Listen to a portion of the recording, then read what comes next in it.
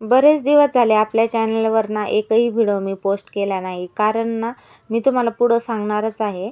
तर काय झालं होतं, तर त्या अगोदर ना इथं मी अभिला टिफिनला सकाळी ना आलूचे पराठे केले होते. तर त्याचा टिफिन वगैरे भरून दिला आणि सकाळी खूप घाई गडबड असते, त्यामुळं मी काही व्हिडिओ शूट केला नाही. त्याचा टिफिन वगैरे भरून दिला, तो स्कूलला गेला. मग आणि मी माझे सगळे काम वगैरे आवरून झाले, फ्रेश झाले आणि ना म्हटलं नाश्त्यासाठी ना मला बनवून ठेवावं, कारण की सकाळी खूप अशी धावपळ होती.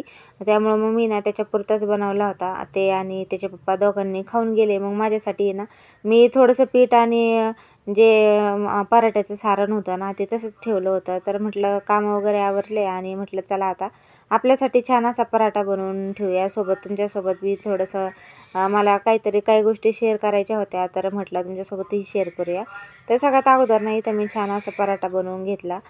थोडासा मोठाच बनवला होता, कारण की एकच पराठा मी बनवणार होते. त्यामुळे मग थोडासा मोठाच बनवला होता. छान असं त्याला लाटून घेतला तव्यावरनं तेल किंवा तूप लावून. छान असा मी ना इथं शेकून घेतला होता दोन्ही साईडनंही. कमी गॅसवरच शेकायचा आहे आणि तुम्ही बघू शकता एवढा छान असा पराठा झाला होता ना.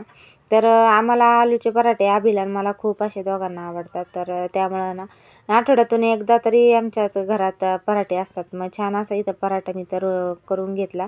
तर ना माझ्यासोबत काय झालं होतं, कसं झालं होतं हे ना मी तुम्हाला आहे ना डिटेलच्या व्हिडिओमध्ये सांगणार आहे, फुल व्हिडिओमध्ये. तोपर्यंत आहे ना व्हिडिओला लाईक करा आणि चॅनलला मात्र सबस्क्राईब करून ठेवा.